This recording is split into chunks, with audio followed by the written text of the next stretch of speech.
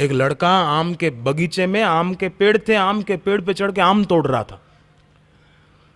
तो बगीचे का जो माली था, रक्षक था, उसने देख लिया, आवाज लगाई, अरे लड़के। लड़का डर गया, उतरा नीचे, पकड़ लिया, बोले चल तेरे बाप के पास ले जाऊं तेरे को, तू ये चोरी करता है, आम के पेड़ पे चढ़ के आम चुरा रहा है, तुझे शर्म नहीं आती, चल तेरे बाप के पास तुझे ले जाऊं, चल। तो लड़के ने कहा ठहरो ठहरो, कहां ले जाते हो? बोले तेरे बाप के पास। तो बोले वहां नहीं है, वो भी दूसरे पेड़ पर आम तोड़ रहा है। बाप और बेटा दोनों आम तोड़ने आए। जेलर ने पूछा कैदी को कि तुमसे कोई मिलने नहीं आता, तुम्हारा कोई रिश्तेदार नहीं है बाहर, कोई सगे संबंधी नहीं है? और कैदियों के रिश्तेदार कैसे मिलने आते हैं, कोई दिन निश्चित होता है, वो टाइम निश्चित होता है तो आते हैं मिलने के लिए, तुम्हारा कोई रिश्तेदार नहीं है, कोई सगा संबंधी नहीं है? बोले है ना साहब, है, मेरे सगे संबंधी हैं, मेरे रिश्तेदार हैं, तो तुमसे मिलने क्यों नहीं आते? बोले सब यही हैं, सब अंदर ही हैं, सब जेल में ही हैं, सब ऐसा काम करते हैं। नहीं, सत्संग जिनको मिल जाता है ना, वो तो चंबल का डाकू हो तो भी सत्संग के प्रताप से उसका जीवन संवर जाता है।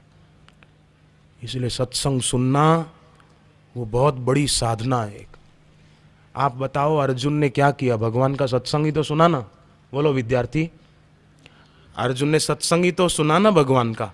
और वही अर्जुन जो तीर छोड़ के बैठ गया था, धनुष फेंक के बैठ गया था कि मैं युद्ध नहीं करूंगा, वही अर्जुन धनुष बाण लेकर खड़ा हो गया। भगवान की बात मान ली, बस भगवान की बात आदर से सुन ली। भगवान ने कह दिया मामेकम शरणम व्रज। अर्जुन ने कहा ठीक है, करिष्ये वचनम तव।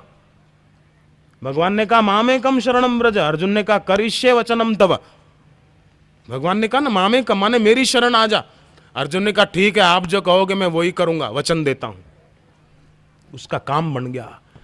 पर संसार में उनका काम नहीं बन पाता है जो ये दम धार्यते जगत, जो जगत को धारण कर रखते हैं, जिनके दिल दिमाग पर जगत की वासनाएं, जगत का आकर्षण, जगत की सत्यता छाई हुई है। वो लोग सफल नहीं हो पाते हैं, वो सच्चा सुख नहीं पा सकते हैं, वो झूठे सुख में उलझे रहते हैं बेचारे।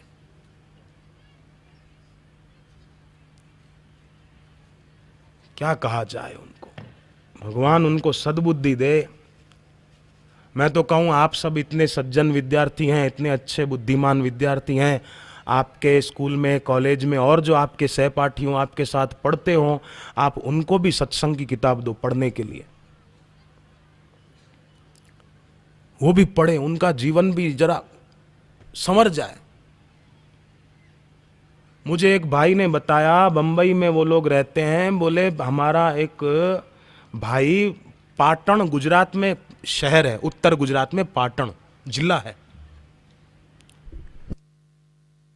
तो बोले मेरा भाई पाटण में रहता है, तो मैं अपने भाई से मिलने गया था बंबई से पाटण।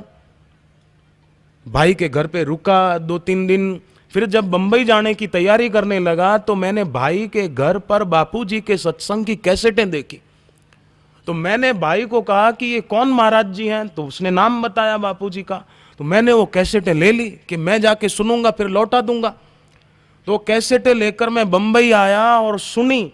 मैंने सुनी तो मुझे बड़ा आनंद आया। मैंने मेरे दोस्तों को सुनाई, जो बंबई में और रहते उसके साथ ही, उनको सुनाई, उनको अच्छी लगी, उन्होंने अपने दूसरे परिचितों को, संबंधियों को सुनाई। ऐसा करते करते बंबई में योग वेदांत सेवा समिति बन गई और उन्होंने ठान लिया कि ऐसे बापू की कैसेट सुनने से इतना आनंद आता है, जो बापू प्रत्यक्ष आकर हमको दर्शन दें और सत्संग दें तो कितना आनंद आएगा। उन्होंने समिति बना के बापू से प्रार्थना करके बंबई में आयोजन कर दिया। और अब बंबई में देखो कितने लाखों साधक हैं, कितने शिष्य हैं, कितने दीक्षा लिए हुए हैं, कितने बाल संस्कार केंद्र मुंबई में चलते हैं, कितनी समितियां, कितनी सेवाएं होती हैं, कितने।